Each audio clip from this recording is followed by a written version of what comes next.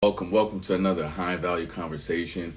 Thank you for being here. This morning, we're going to be talking to my good friend Lawless Turner about business, real estate, and the food and beverage side of his entrepreneurship. So I'm going to go ahead and invite him in, and then we're going to go ahead and get started.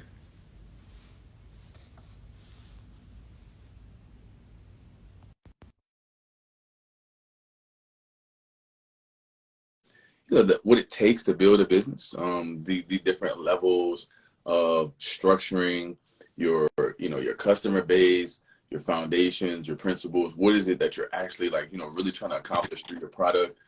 Lawless, good morning. Hey, good morning. How are you? I'm doing great, man. It's a pleasure to be on with you again. I'm so happy that you're here. And I just kind of want to start off by saying, we had a great conversation last night prior to this conversation this morning. And it prompted me to kind of expand our topic more than just real estate into what I want to say is kind of more like building a business. Are you down with that? You down with that? All right, awesome. I think let me see. Can I hear your sound? Say something for me. Yeah, I'm excited. I'm ready to talk about it. Okay, cool. I can hear you now. I couldn't hear you for a second, and I had like a sound issue a couple calls ago, so I want to make sure that our sound is good to go. And I also want to give you a shout out, my brother, at the very beginning of this HVC, because without you, high value conversation would not be possible. What? It would not be possible. You and I, that. at the beginning of the year, and we could have great conversations. We were talking, and it was going so good. And we were discussing, maybe like really some of the ideas I want to get into today about how the knowledge of business or real estate or equity building is not as widespread and not as shared as it should be. And we were having our conversation, and we were like, man, this is going so good that I wish other people could hear and learn the things that we're talking about. And you told me that you were getting ready to do a lunch and learn with a gentleman about mortgages. And I was like, oh man, well, let's do one together, right? And so you said, well, I can't do it that week. I could do it the following week. And I was so anxious to just get going and talk with you and like share our knowledge that I suggested, man, well, why don't we do it on my page on Monday, right? And so you're like, let's do it. And I'm sitting around, I'm like, man, I got to make a flyer for this, let people know. And I'm trying to figure out, like, what am I going to call it? What am I going to say? How am I going to bring people? And I just realized what we had was a high value conversation, and we were getting ready to have another one. And so I just was like, that's it. That's the name of it, high value conversation. And you created like the ability for me to step into this lane and start doing this. So I just really want to thank you and give you, you know what I mean? Like they say, give you your flowers or, thank people while they're here. I just want to thank you while you're here present on this high value conversation this morning. I want to thank you for even opening this part of my my brand. Hey, look, you have an idea, and I just want to support it. Anybody who has a dream, I want to support. I want to encourage it. I want to be, the first to try it out. Test on me. Anytime you call and say, look, let's do an interview, I'm down, man. I'm all about this, bro. I'm all about financial literacy and just creating a mindset to evolve and just creating just strategies for generational wealth. So this is awesome, man. I appreciate the honor to be here, to be one of your first speakers, and definitely not your last. And this won't be our last time either. So I'm excited. And yeah, man, just keep doing what you're doing. This is a great platform you got here. Man, thank you for being a part of it, because you add so much value. Like I've always, like most people, starting to know now. But one of the best parts about our conversation last night was how our relationship even began. Like, I was an 8th grade saxophone player in the March 100 at St. Aug. You were in the 10th grade, and you were one of my mentors. You were someone that I looked up to, someone who set the path for me. Even when I was in 10th grade, you were my section leader. Right. So you were a leader in my life when I was young, an older brother figure, somebody who I was able to, just admire the way that you carried yourself. That let me tell you like this, man. Before the internet, before all this other stuff like that, you made being intelligent cool, bro. Mm. You know? Yeah, I appreciate that, brother. I appreciate that. Because we grew up in an era where like it was kind of divided as far as like TV, right? You see the nerd and the geek and the musician, and like you watch a Disney movie, it's all divided, right? You were like the first person I could see that was like smart, but also cool. You know what I mean? And could carry a conversation. Like you showed me. I was like, man, like okay, that's how you can put all together and naturally be someone who makes intelligence like cool. And I just appreciate that because you were somebody I looked up to. And you also showed me like discipline, like as good as you were on your horn, but also in the classroom, the way you talk to us, like you showed me like really good things about leadership too. You were the type of leader that empowered you instead of kind of enforced, right? It was like, if I'm doing it, why can't you do it? Here's how to do it, and you should like being better. You should enjoy leveling up and raising yourself to a higher standard. And I really always appreciate that about my interactions with you when I was younger. I appreciate that, man. One of the things that I learned being in that band is just basically to lead by example, and share the knowledge that you gained along the way. So, and that's what we're doing, with this platform. You and I both have now that we've become young men, and we've engaged in what we do on an entrepreneurial level. Here we are again, just kind of sharing that knowledge on how to invest and how to develop, and just kind of how to level up, as an entrepreneur. So now, thank you, man, for doing this platform. You're a leader for doing this platform. You became drum major, and here you are again, just leading the charge in terms of just letting everybody within our community, share knowledge, wisdom about their craft. So you've had a number of other guests on your platform, again, that I learned from, and so hopefully someone can learn from our conversations today and implement that in their investment strategy. So for sure, man. Appreciate you.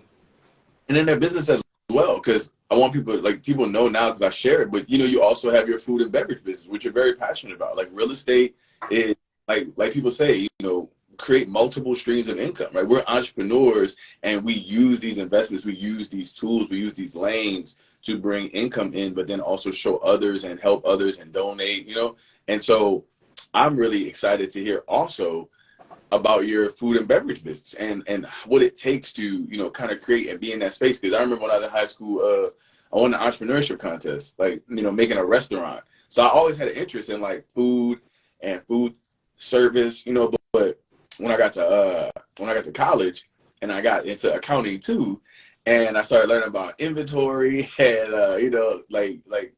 keep it up with that part of accounting, not just financial accounting, but inventory accounting and things like that. I was like, I don't know. I think I'm going to sell knowledge so I don't have to package it up and keep track of it. You know what I mean? And it's evergreen. But that doesn't mean that I still lost the passion for that business if I had somebody kind of like you that could kind of lend guidance and structure to how to better manage the side of where it is production and supplier and things of that nature. So I'm really excited to, as we continue to talk, dive deeper into that side too. So the first thing I want to ask you this morning, as we just kind of have a great conversation today, because I don't really have any structured questions for you today. I really want to really more so pick your brain, right?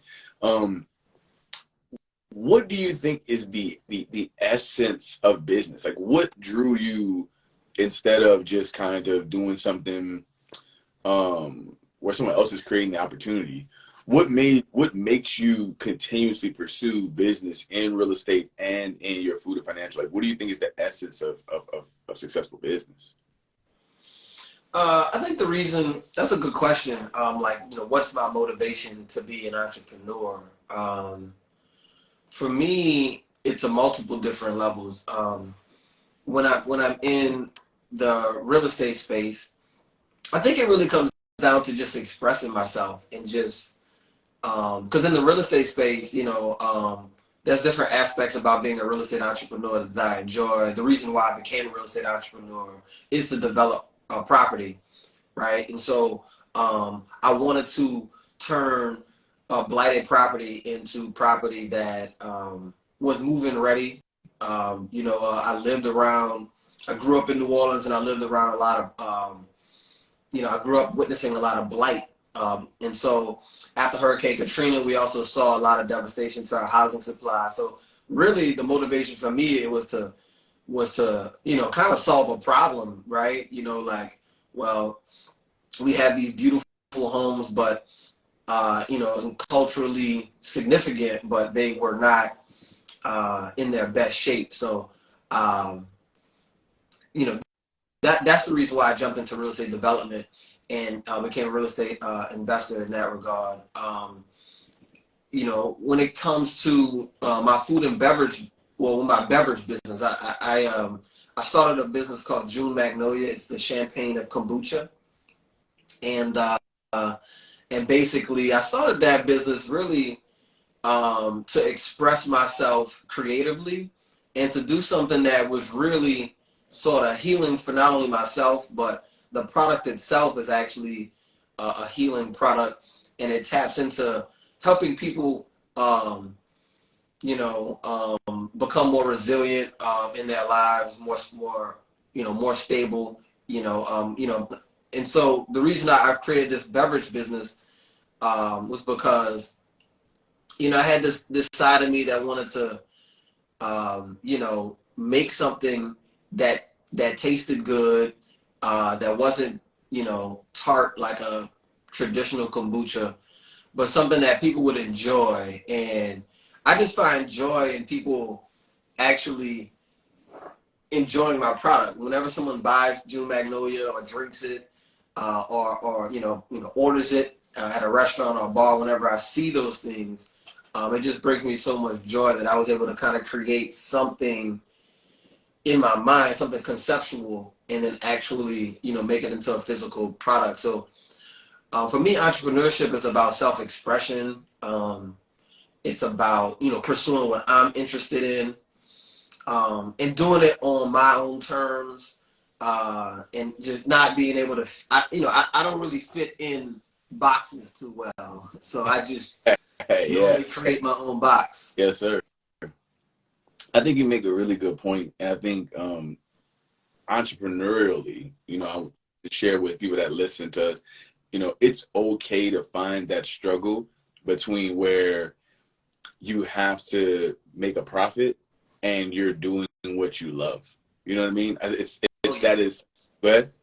I want to add, when you just said that, I'm not motivated by money, right? And I think that's what really separates, those who are in business, developing a brand or developing themselves, or a product or service in the industry. You're doing this for something, beyond money, right? Because once you get the money, it's like, what's next, right? But even before you get the money, you just gotta do it for that reason. You just gotta, create your business, for reasons that are really more intrinsic in value, something that really drives and motivates you. Like, what's your reason why?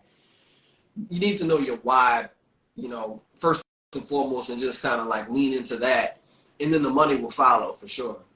Yeah, it's crazy because people say that all the time, but it's like only through going through this process do you find that. I remember Steve Jobs said, find something that you love, because you're always not gonna like it, right? And I think in business, even when I went to business school for myself, there's a lot of stuff about business that I don't like, but there are 100% parts of, like you said, watching somebody enjoy my product that I love. I see this as kind of like my art. I'm an artist. I'm a very right brain person, but I can conceptualize things intellectually in a left brain way. So I kind of have like that middle ground where, this really is always an expression of my art. Like my knowledge, my teaching, my sharing, high value conversations, my YouTube page, Collective Success, that's really all me expressing myself and watching people enjoy my product, like you said. But in a sense where like the way that you feed their body and heal them with your drink, I try to heal their mind and their soul and their spirit and their self-development in a world that's continuously always trying to kind of bring us down, or like you said, put us in a box, you know, make us think that this is the way that things are when people over here are doing something more successfully and easy, and they're not telling you, you know. And I was able to kind of cross between those two worlds, and then still trying to find a way to stay true to myself. You know how like somebody maybe wants to go into politics, you know, or someone like they let the money change them or something like that, you know. I tried to stay true to coming from New Orleans and catching the bus, and you know what I'm saying, like being with my mom and my sisters, and raising our family, and like just getting like real love and being like in an authentic place growing up. And then come and see this world where, you know, things could sometimes be kind of shady, or people are trying to do certain kind of deals and make moves and be competitive, and like they never, you know, I mean, I'm not saying they never, but I feel like sometimes interacting with them that they didn't come from that authenticity, that realness that we come from, you know what I mean? And trying to find a place where I married the two is like not so much my constant struggle, but it's my constant passion and love to always fight that battle, to where I don't completely assimilate to, hi, this is Mark Jackson, you know what I'm saying, with my stuff, but still connect with my people in a way that has marketing, that has advertising. You know, it's a very fine line, but I always stay there because I feel like I'm never gonna let go of who I am just to try and make more sales, because at the end of the day, my people will be able to come back and really trust me. They'll be able to really see my character and everything I did for them. The same way you cook and brew your own kombucha, like you keep the authenticity and the taste, even when you probably start outsourcing it, you'll be right there supervising, like, make it right, because the way I made it was of the soul. It's not just for mass production and sale. You feel that? Yeah, absolutely. Yeah, absolutely. You know,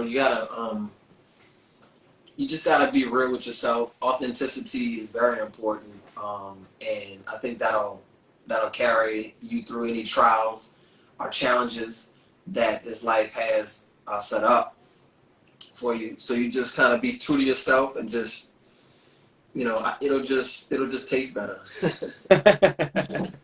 I want to talk about resiliency, because you brought that up last night, and I think you make great points on that. And I think as an entrepreneur, like you said, your social capital, you please go into that a little more. But I love your philosophy. I also love the way you express the idea of being resilient, because I think in entrepreneurship, that's a vital skill, right? Like, it's going to take you 2, 3, 4, 5 years to get this thing right, you know, when you're really coming up. And being able to be resilient is a vital skill. So do you mind sharing? I love hearing you talk about this. Yeah, resiliency is something that I really, you know, study. And so resiliency is just really the ability to adapt, you know, based on, you know, circumstances that are outside of your control. Sometimes those circumstances that we live through are within our control, but we have to be able to navigate through whatever circumstances there are in order to get the resources that you need to create the next level in your life, you know. So resiliency is a very big part of entrepreneurship. I also think that entrepreneurship is really a response to something that, you know, just didn't go right in your life, or maybe, you know, something you don't, you know, it's sort of a response to a shock in your life that you're like, you just don't want there anymore, right? So resiliency is sort of like that. It's sort of like we have these shocks in life, and then it's like, okay, you know, how are we going to bounce back from this, you know? And so, you know, being an entrepreneur, you have to really kind of bring together all of your resources, whether they be relationships. You know, in real estate, for example, you're going to have relationships with bankers, you know, hard money lenders, insurance agents, you know, real estate agents. You got to figure out who are the relationships in your life, contractors who can help you,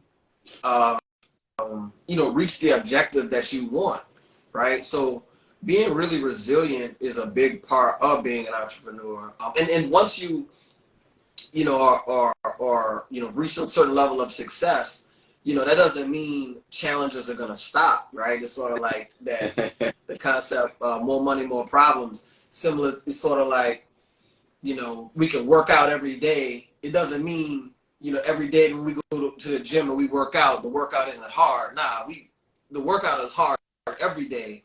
You know, being an entrepreneur is, you know, it's not for the faint of heart every day. So you really have to have that like fight in you, that fight, uh, I guess for self determination, right? So that, you know, no matter what's going on in life, you know, you're gonna show up and you're gonna step up to the plate and you're gonna do the best that you can do, and just let God take care of the rest. So it's sort of like,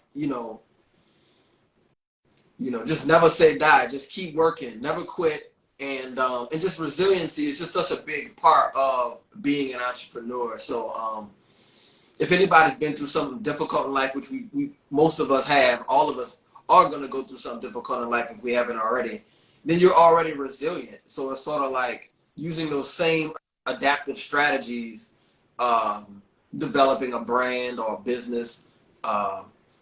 That's sort of what you use. And social capital, when you get into social capital are basically your family, your friends, your network. Those are people that you really depend on when times get tough. So it's really important to have social capital in your life, in order to draw some resources from the people in your life that you may not have yourself. So that's very important outside of just having money or good health. You really have to have good social capital in order to get some of the resources you need as an entrepreneur. I mean, I think you touched on some really good topics. I mean, first of all, social capital, like my mom's on now, man, that's been my biggest source of social capital my whole life. You know what I mean? Like even in business, still there's times where she's invested in my company and my business, to help me as I'm growing and believe in me with me. And I think your social capital will do that with you. That a person will believe in you with you. The people around you that see you putting in the work, they see you developing yourself, they're gonna say, okay, like you're really showing me something, but there's also gonna be those people that say, ah man, like they'll downplay what you. I remember Jay-Z said, don't listen to other people, that everybody's afraid. You know what I mean? Because people who, are like, I don't believe I can do it, so what makes you think you can do it? And it's like, those are two completely separate things, Like you said, being an entrepreneur or being somebody who believes that you can create money or that you can provide a service and benefit people in a way that will make them provide money back to you to help you continue doing it is something that requires a great deal of resiliency. Because when you're used to knowing that a paycheck is coming every 2 weeks, as long as you go to this place for 8 hours a day, you have like some measure of security, but it's really kind of fake because that person could fire you anytime. Your supervisor could write you up anytime. We've seen over this first month of the year, over 500,000 people laid off from their job like that. There's TikToks going viral right now of people who lost their job and they're making TikToks about it because they don't have anything else to do. And they're just like, I had a good, safe, secure job and I'm young. I didn't get let go as an old person, right? They're like, I got let go just now and I'm in my mid-20s, which still got my student loan debt, my apartment, all my bills, And I think that being an entrepreneur, being resilient is every single day you have to think to yourself, like, I don't know where the money's coming from, but I'm going to do what it takes to make it. And having that's a big part of self-belief, is to continuously be improving your skills. Like you said, you go to the gym every day. The workout is hard every day, but you are getting stronger. You know what I mean? And I think that's the part of entrepreneurship. You figure something out every single day. I wasn't doing high value conversations 10 years ago. I wasn't doing real estate 8 years ago. I was still fixing airplanes 12 years ago, And like you said, I think entrepreneurship sparks from a place of difficulty and resilience. Man, I lost my job just trying to be a good dad. That's what made me be an entrepreneur, bro. Like I was for the Department of Defense. I was fixing airplanes every day. I didn't have my college degree yet. I was making $50K a year. I was only like 26. And I was, what you would be considered maybe kind of comfortable, right? But a safe, secure job. And I always had to work day shift because I had my sons. And I had coworkers who would complain that I would never get switched to the night shift. You know, so this went on for about 3 years. And so then they told my supervisor that they were going to write her up and complain about her because she doesn't make me go to night shift. And so she came to me one day and she was just like, well, you can either find a daycare for your kids at night, or you can find another job. And I'm thinking to myself, why am I going to bring my kids? Like, I'm never going to see my kids, bro. You know what I'm saying? I'm going to wait. I'm going to get home at midnight. They're going to be asleep. Right. Right? Right. I'm going to be up with them from 6 to 8 a.m. I'm going to drop them off at school at 8. I'm going to not be working until I go to work at 3. I'm not going to see them at 3:30 when they got out of school. They're going to ride a bus to the daycare. I'm going to go into work, and I'm going to stay here till midnight. I'm going to get off again. 2 hours a day. And then on top of that, I had custody of my sons. So I'm going to lose custody now because every single night I don't have them, right? I'm like, you think that I'm going to choose this over that? Right. Exactly. It was a no-brainer, bro. But at the same time, yeah, hell yeah, it was scary, bro. Right. Hell yeah, it was like, I don't know what I'm going to do. But it was like, my kids is worth it. My kids is worth it. I'm not about to just be like, oh my God, I need this job so bad that I'm going to, you know, F over my kids and my relationship with them and our life together. So like you said, sometimes entrepreneurship is sparked out of a really difficult situation where something you had to overcome and become something more, man. Absolutely. You know, that's the beauty. That's what entrepreneurship is about, man. It's just, you know, adapting to your circumstances, to your situations, to give yourself like more time that you need with your family. You know, when you ask that question, you know, what am I going to do now? You know, it just, you know, it just kind of like bring that fire out of you, man. It's just like, look, like we gonna make it happen. We gonna swim or we gonna swim. Ain't no sinking. You know? And so you gotta sometimes like we gotta like, you know, bring that fight out of us when we, you know, at some point, you know, you going through these tough times in life. You gotta bring that fight out of you, man. And so that entrepreneurship is just that like, nah, man, like I gotta do this. I gotta do this thing that's, you know, a burning desire, or I have to do this because I have to take care of my family, like this, like you said, or, you know, and so yeah, man, that's kind of like motivates entrepreneurs to just keep going and just keep kind of like, you know, stay in the arena. You know, continue to fight for your dreams. You know? I see here in the chat, I just want to say thank y'all. We resonate on the same page. Like said, I was just talking to Sid the other day. He said that's crazy that to tell a parent that and think, hey, I mean, man, look, that's what happened, bro. You know what I mean? She like I live in Oklahoma. My sister lives here now at OU. My sister Amira, you guys know Amira. But when I first lived here since 2009, I lived here by myself, no relatives. You know, I got married, I got divorced, I had kids, and I lived here just taking care of my children, you know, doing the best I could because I never would not be where they could have me and need me and be close to them, you know. But other people couldn't see it the same way because they have relatives. You see what I'm saying? Said like she would say that to me, but her kids got her mama. Her kids have her sisters, brothers, the dad. Like they think in relative mind. You feel me? Me is just me and my kids. So the reason why I'm always working day shift is because I have no help, you know. And so when it was time to be like go to the job or take care of them, it was a no brainer. And I see another comment here. She said, "Taste of what single mothers go through." Believe me, my mom was on this call. I learned from her. I watched her. But even more so, if there's any man on this world that knows what single mothers go through, we are here. You know what I mean? I feel you because that's how I live, man. Everything you see me do is just a reflection of me trying to be a great father. That's my 100% motivation. Is even when I was younger, my dad wasn't around, and so my mentality was I could wait, but I can't wait till it's my turn to be a good father, and that is the driving force behind every single thing I do. Coaching basketball. Even when I'm doing these calls, I'm hoping that I'm putting something in the world that my children will benefit from. If you go look at Read Me and Stay Broke in the beginning of the book, I have a dedication to my son, you know, to my sons, because I just wanted them to be able to, you know, look at their daddy and be like, man, like that's my pops, you know? Right, man. And I mean, that's a beautiful brother. I mean, that's why you my dog, Mark. I love you, man. So Yeah, brother. I love you, man. So that's exactly That's what a why, though, that's right? what it's all about, man. Knowing your why. Why, and it could be anything. Like, you know, it could be anything. Like a lot of people don't know. Like, hey, bro, if you read Read Me Stay Broke, you see the story. I really feel like for myself during that time period, I was really almost writing like a love letter to my mother. She doesn't know this, but in that book, you know, the mom in that story is going through a difficult situation, and the son has to try and figure out a way to help his mom.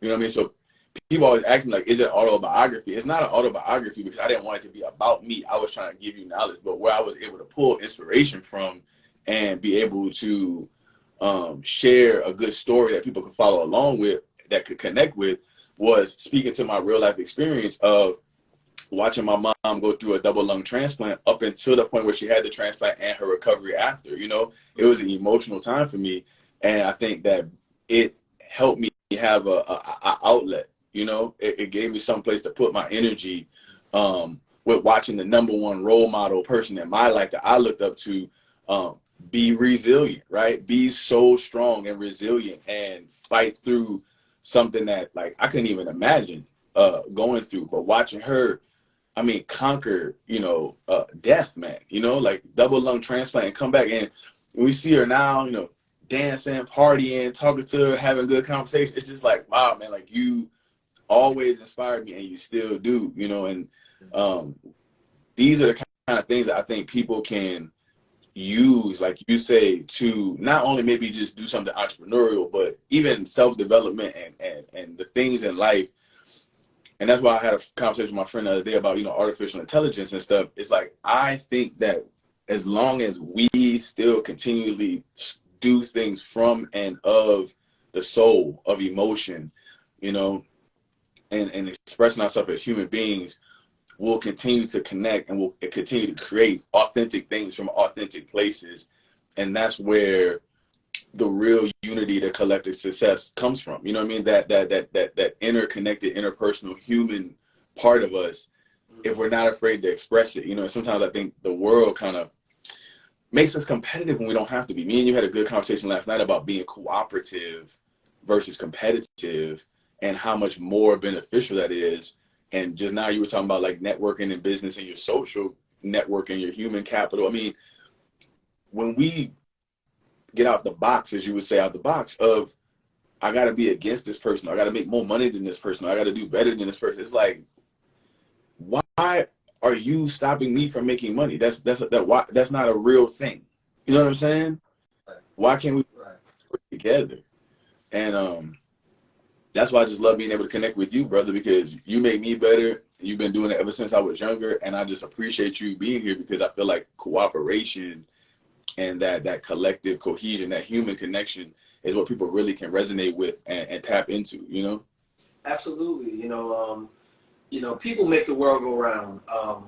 You know, in business, it's about relationships. You know how we leverage our relationships and develop, you know, partnerships. So it's really important to have good character as an entrepreneur, and just know that, you know, anything that's worth it is going to require some type of, like, community to really come together to kind of reach a certain objective.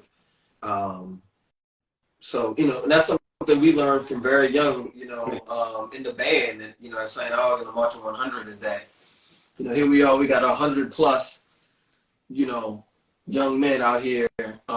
Individually, you know, we are strong, and, you know, individually we are good musicians, but collectively, man, you know, we are powerful. So that's something that I've always just kind of kept in mind.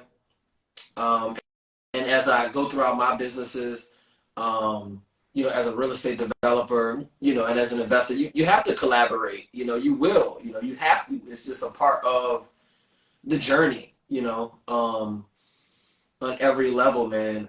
Even in the beverage space, you know, I'm developing this brand.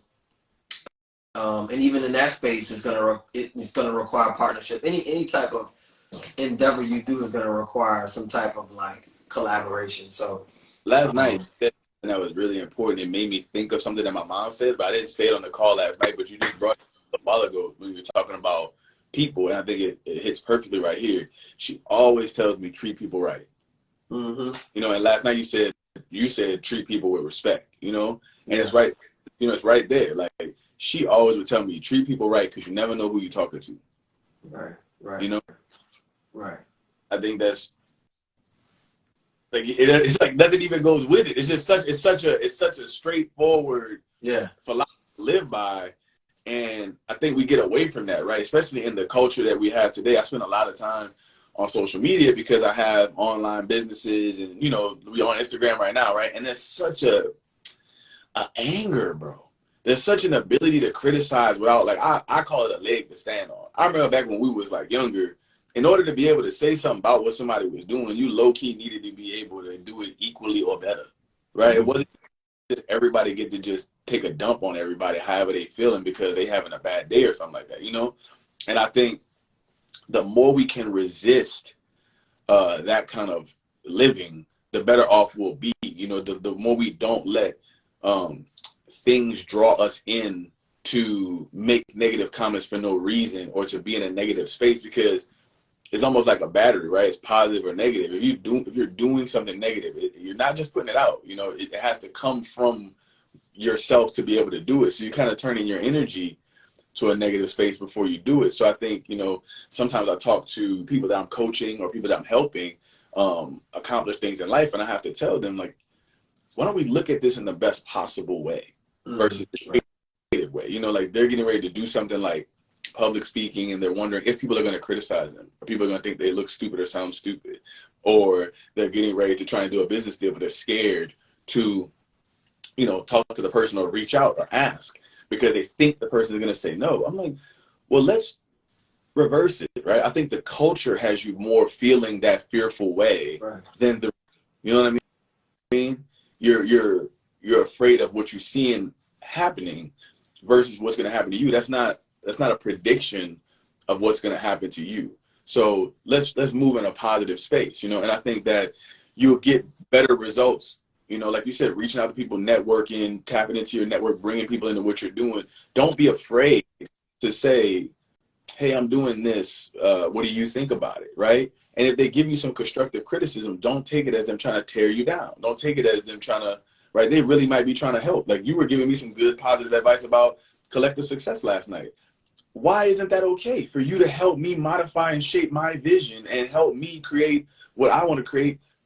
You know, two heads are better than one. Right. You right. know? Right. Absolutely. You know, yeah, feedback is what you need in order to adapt and make it, you know, a better product or a better service for sure. Yeah, you definitely got to, oh, man, let's talk about that for a second. Talking to your customer. Right. So when you were making your kombucha, right? Even me too. When I get ready to, like, I let people read my book before I put it, right? Like I let people like look at some of my videos and stuff before I put them out. Like my trusted network, right? Like the people I let sample my product before I put it out. So from a business standpoint, let's talk about that. Cooperation with the customers, right? Listening to them, giving them, because a lot of people think business works like this. Make what you want to make, then people should see how good it is. Versus, let me see what the customer needs, meet the need, you know? And they meet the need by cooperating with them, you know what I mean? So let's talk about that for a second. Let's dive into customer cooperation, or like, how was it when you first were making your kombucha and like letting people taste it, or, you know, kind of creating that? Yeah, okay. Well, you know, I started off making it as a hobby about, you know, 2018. And so, you know, at that time I was just in my kitchen, and I would just ask my friends to come over to just try it and taste it. So I didn't exactly, you know, I thought it was a good idea, a good product. I tasted it, but I let my friends taste it. But over the last 2 years, I've done several pop-ups at farmers markets, and I've sold it at some restaurants and some bars. And, you know, I came up with like 3 flavors: blackberry lavender, blueberry mint, and lemongrass ginger. And so through this round of, you know, a couple of years of doing this, I found that a lot of people really like the blackberry lavender, right? They really gravitate to that product. And so now I'm actually scaling up to, I have a co-packer manufacturer that I'm working with, and I've given them my products and all my recipes, and so we're going to be creating like my initial production run, and they have to, make about 1,100 gallons is like the minimum order. So I'm actually going to do about 1,100 gallons of blackberry lavender. I'm going to do one run of blackberry lavender just because of feedback I've gotten over the last 2 years that was the flavor that's most popular. Now the second most popular flavor I've noticed is like the lemongrass ginger flavor. So we're going to work on producing 1,100 gallons of that, second. But in the meantime, between time, I still make various flavors. Like I have a cherry hibiscus, I have a strawberry rose. I'm kind of playing with turmeric right now, but I'm putting them in champagne bottles similar to like this. And so the strategy for me to get feedback from my customers is basically, popping up at special events at bars around town this year, and you're gonna just try something new. I'm gonna have a new peach flavor and just try different flavors, because whatever we test out at the bar at the pop-ups, that's what I'm gonna produce, with my manufacturer, so that I can get so that I can mass produce it. So feedback is super important. I'm just not going out there, I like, the strawberry rose, version, but everybody else doesn't, right? I'm gonna mass produce what I know people enjoy, and it just takes time. Like it took, 2 years for me to know that. It doesn't have to take that long, but it took me a couple of years to know. All right, well, this blackberry lavender flavor is, something that most people gravitate towards. It's the most popular. I love it, man.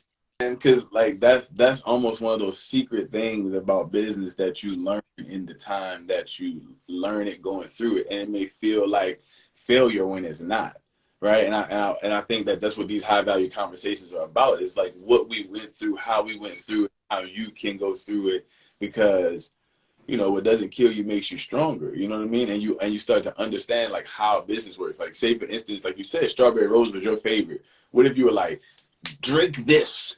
Drink it. Like, how much of it are you gonna sell? Because it's like, we like that one, but we love this one. Can we have the one that we love, please? And you being able to listen to them and say, I want to provide, right? Like you said, you like that. First question I asked was the essence of business, right? So just look at that. The essence of what you were doing was you love when people get satisfaction out of something that you made, right, in your kitchen. So by listening to their satisfaction, now you're going to be able to reach more people because you are open to the feedback. You know what I mean? Absolutely. Yeah, absolutely. You got to listen to your customers, even when it comes to like real estate. Okay, let's just switch angles. When we talk about real estate development, when I'm developing a project, I'm thinking about, all right, is this property going to be a single family property, or is this going to be a multi-family property? All right, let's run the numbers. Let's see what the after renovation value is. I know people don't want to live in a shotgun anymore. So what we're going to do is we might, create a hallway, so that we have separate bedrooms. You really want to just think about who's buying, what demographic are buying. Mostly women buy properties, for their family. So you really have to make it appealing that, maybe, someone, will want to buy it. You really have to think about all of those things when you're developing a property. What paint color, paint choices you want to go with, what's the cabinets, what's the kitchen layout, how do you want to design the bathrooms. So it's a creative process that you really want to constantly get feedback over. Should I do 3-bedroom versus a 2-bedroom, 1 bath? Should I do a 3-bedroom, 2 bath? And you just really want to just kind of, find a customer prototype and just focus on that customer, prototype, and just know specifically who you're serving. You said women love kitchen, bathroom, closet. Definitely they do. Definitely. Yeah, so, you really want to just focus on that and just say, all right, well, if, women are leading the home purchasing process for their families, all right, you might want to ask, you know, the women in your life, you know, what is it that you need or want in the home that that as a developer, I am going to be creating. Listen to So, the too. Listen to the trends too. Like, if you're selling other properties and you're getting ready to build one, you can listen to what the people you're showing other houses to are saying that they're liking. Also, you can look at comparables, right? Like when I get ready to do a rehab, right, I look at the comparable sales. The houses that have recently sold in the market, these houses are saying they're getting sold. So I'm looking at the recently sold houses. I'm looking at the architecture. I'm looking at the colors. That's how houses go from when you watch that 70s show or 80s, 90s, 2000s, and now things being modern, right? Like that's how those trends come about. More people adopt a certain look that they like. They start buying more things like that. And then so people start creating more things like that. That's the way that it works. And so being able to look at what is being sold or being able to modify what you're doing a little bit to help people sell it. I mean, for help you sell it or help meet a need, that's how you take that feedback and turn it into a better product. I mean, for instance, like you said, you're a developer. Let's go with you like versus what the market likes and see how much that works, right? You can go right in the middle of a neighborhood and build a pyramid if you want to. Is it going to sell? Like I remember listening to this book. I want to say it's called Millionaire Real Estate Investor. First like real estate book that helped me like kind of learn real estate. And in that book, the guy says one of the kind of houses you want to stay away from is what's called a neighborhood misfit. Right. So it's like a house that was built in that neighborhood by somebody who was building their own home back in that time, but it doesn't fit the neighborhood norm. It doesn't fit like what's kind of going on in this neighborhood. And so instead of buying that house, you kind of want to buy one of the more what's fitting in the neighborhood already kind of houses, and right. Then like, I want but to speak to that. Yeah, actually, you want to be able to like develop a property that fits the neighborhood. And one way to do that is to look at the comparables, right? So like recently, I ran some like a comparable in like the Lower Ninth Ward, for example, and I noticed that in that neighborhood, multifamily properties sell at a higher dollar per square foot than single family houses, right? Usually it's the other way around. yeah, Right. So you really want to be real specific, right? When you're developing in a neighborhood. Well, is this neighborhood are you going to make more money on a dollar per square foot level if you build a single family versus a multifamily property, right? And the numbers don't lie. They're going to tell you what people value in this neighborhood. sure. And if folks are valuing doubles versus a single, go ahead and build you a double. If you feel like you have the cash to build that, right? It takes more money to build a double than it does a single, but you want to figure out what people want and and just kind of like use that as your intelligence and knowledge to like build a product that that people are going to want and enjoy and buy. So I think we hit great business building topics today. Resiliency, having that why, that essence, being able to take feedback. You know what I mean? And I think another one is, and we talked about loving it, right? Because it's not always going to be easy. Loving it. And I want to also touch on what I feel like is working your plan A while working your plan B. So like we have different businesses right now, right? Like you have real estate business, but like you say, you love your beverage business. One is what you do and, you make money and you do real estate because you see the financial benefit and I want to say the logic in it, right? And me as well, like in the financial space, that's my logic, right? I'm like, okay, this is what makes money. This is where the high dollar amounts are. These are where the profitability, the wealth is built. but where's my passion? Where's my drive, my art? Where's my plan A while I'm still working my plan B? And it's this, right? It's high value conversations. It's collective success. It's when I speak for colleges, universities, when I talk to 100 Black Men of America, when it's my book, right? That's my passion, like leadership, but authentic leadership, right? Leadership that's not based on ego or being seen, but almost like being like a teacher, but I don't have to be a teacher in just one specific institution. That's what I love, right? And I think that when you're trying to become an entrepreneur, the number one thing I can say to you is it's okay to have a job, right? Like, I don't know why people who try to teach entrepreneurship talk bad about people that have a job, right? That's where we all started, man. Like I said, I used to get inside the airplane and listen to audiobooks about real estate while I was fixing the airplane, right? All throughout my entrepreneurship, I still sometimes do work with this company, work with that company. Like, there's nothing wrong with going and get like this guaranteed income and then coming back, because we didn't create this economy. So stop letting people make you feel like money is the thing that your self-esteem should be based on. It's really just a tool to be able to do what you love, to express yourself and help people in your business, to be able to travel, to be able to do things that are beneficial in the world. That's all the money really is. Stop letting the world or society make you feel like that's the status symbol that we compare each other to each other for. And that's what really most time creates a barrier between our cooperation, is that I got to make more money than you, or you got to make more money than me, or we can't see each other's money, because that way, like, you know, we get to now judge each other on where we are. Man, forget all that, man.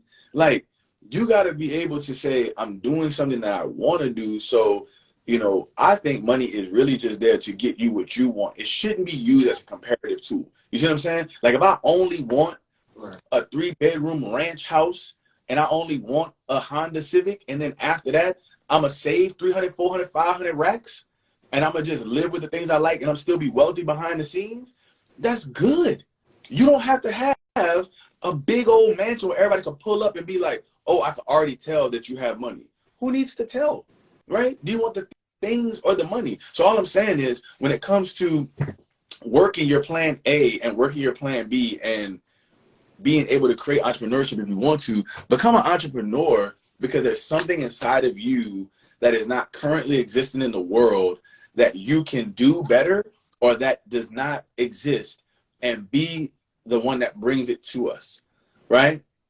Instead of, I want to do it so I can get rich and quit my job and da-da-da-da. Like, that's not the real motivation. And it's never going to be sustainable. You know what I mean? Wanting to leave your job is never going to make you stay up late like I do and get up early in the morning like I do. You know? It's not going to make you read stuff you don't want to read. Like, being mad is not what's going to keep you doing this. Right. You know what I mean? Right. You know, it all goes back to that why, man. Just like, you know, you got to do this. You know, you got to find something that is not about, you know, do it for yourself, man. Do it for, like, something that you, like you said, you're trying to, like, create something that didn't exist in the world, and you want it to exist, you know, and you want to create value, you know, bring out that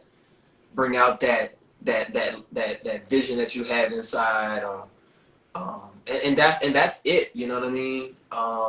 It's not for anybody else. It's not for someone to say, you know, it's not for anyone else. I know a lot of entrepreneurs, I'm doing this for, you know, the next generation. Honestly, you know, the next generation will benefit, but really, you know, you're doing it for yourself, and, you know, and that's okay. You know what I mean? I just want to thank everybody who's still on and has been watching, like, for being here. Thank you so much. And if you want to put, like, what your why is, maybe like your ideal business, or like business you've been dreaming of, like, if you want to put that in the chat, like, I would love to know those things. Like, I know you're listening to me, but I would love to listen to you, or, you know, discover more about you, and just thank you for being here, because there's something inside of each and every one of us that the world deserves to have because of us, even if it's being great at your job, right? Like, even when I had my jobs, I was still trying to be a dog, bro.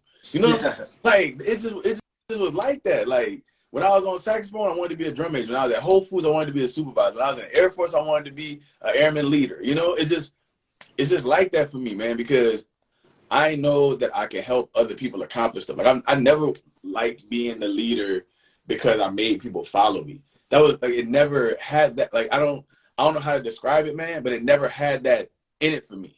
You know, my mama just raised me like that. You know, I was already the older brother, so I was already responsible for other people. You know, and so I think it just carried on to other things. But what I love is, like, as a leader, for me, I think I always seek out leadership positions because I'm not afraid to take the blame. Right. I'm not afraid to be responsible for the results because some people can't handle it. You know what I mean? So I don't mind being the person that's like, this is your fault. And I'm like, cool, because then I'm going to go talk to my people. How can we make it better? And we about to level up, come back, prove the boss wrong. Like, you know what I mean? Like, it's just something fun in that for me, you know? Yeah. I don't know how to describe it. I get hyped, bro. Yeah, man. Yeah, man. Yeah, man. Yeah, man. That's why we're here, man. Trying to, you know, it's all about just evolution, development, and getting to that next level. So for all those entrepreneurs out there, that's why we're having high-level conversations so that, you know, we can, you know, improve and just get to that next level. Drop me one of them lawless philosophical gems, though, man. Like, that's what I always love. Like, you know, you read. What you dropped on me last night, man. It was so good. About oh Jesus, it was something about soaps, right? Or sophisticated. Where sophisticated come from? I want to say that's what you said last night. Oh. but you don't have to do that one. You can do a different one. I'm just saying, like, you always have the really good, like, I read this in college and I still remember it. You know, so do you have anything you feel, or even your own personal philosophy? Do you have anything you think right here? Okay, hold on. What are some books you guys would recommend that will help us in our journey? All right, so one of the books I love, you already have said, because we talked about it the other day, Seven Habits of Highly Effective People. And it's by Stephen Covey. That book literally changed my life. It's still to this day my favorite book. It was the first book I had on audiobook. It was the first book I downloaded on Audible when I got Audible. I used to have CDs in my car when I was younger. That book talks about character over personality. So a lot of times nowadays, especially in the social media world that we're in right now, people try to get, you know, they're doing their TikToks and all stuff like that, and they're trying to create a brand off of personality, or they're trying to show expertise just off of shortcuts, gimmicks, words, phrases, sales tactics, right? And those things are unsustainable. And Seven Habits of Highly Effective People, he teaches you how to be effective by having good, solid character, who you actually are, not who you seem to be. And I think that on your journey, a book that will help you on your journey is one that talks about that. Because if you can keep a core character that people can rely on, can trust, then not only does it help you, but it helps them, because you will not feel like you're caught or exposed, or, you see what I'm saying? Like, if you look at how I've been talking for 10 plus years now, you'll never hear me talk about how much money I have. You'll never hear me talk about how many properties I have, because that's not my selling point on what I'm trying to help you understand. What I'm trying to help you understand is not because I'm doing so well, it makes sense. No, it makes sense because it makes sense. I'm living it, not so much I'm showing it. And that's what character is. You know what I mean? It's easy to get a sale by saying, I've done $20 million in real estate and I have 400 properties and I'll do the same for you. That's crap. Versus, here, let me have a conversation. Come listen to me talk about it. Let me take the time to earn your trust and show you who I am and why you can keep doing business with me, versus let me show you the stuff that should make you want to do business with me. So I really learned that lesson a long time ago at 17 years old, listening to the 7 Habits of Highly Effective People, and the essence of the character over personality message has stuck with me ever since. Lawless, do you have any books that you recommend? Yeah, actually, one of them, The Good Go-Giver. I like that book a lot. And just about, it's really helped me recently, just kind of think about like laws of attraction, laws of reciprocity. That's what that book kind of dives into. I think, in entrepreneurship, it's really important to see yourself like serving other people in some capacity. So you want to give in order to receive. So when you are creating a product or a service, you want to over deliver, right? That's a big part of the good go-giver. The message of the go-giver is to really over deliver in your service and your products, so that people come back. Be creative and just put as many ideas as possible out there in the world, and just don't be limited. The more people you touch, the more people you impact, which means, right, the more you're giving, the more you will receive. That's the really big part of that book, the Go-Giver. So I've been reading that recently, and it's really how to help me frame out, how I do lead generation as a real estate agent, how I do just lead generation as a business owner. You really want to, do more giving than you want to, receive. No, for sure. You'll automatically receive if you give. So that's a good book.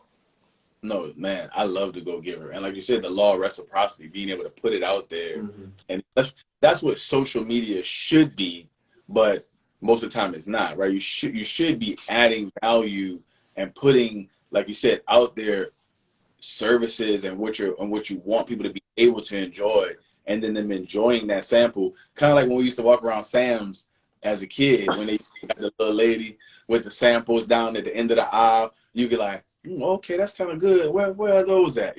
Like that's how it should be, right? You putting it out there, like you said. You go to the markets and you let people enjoy June Magnolia and then they can ask you, like, they're like, where can I get some more of this, right? Like, Right. What if like you can't have a drop until you pay?